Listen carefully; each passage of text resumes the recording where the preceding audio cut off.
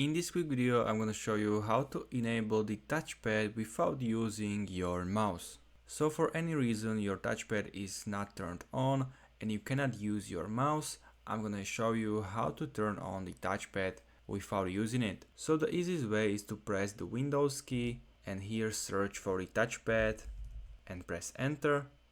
And now press space to turn on or turn off the touchpad.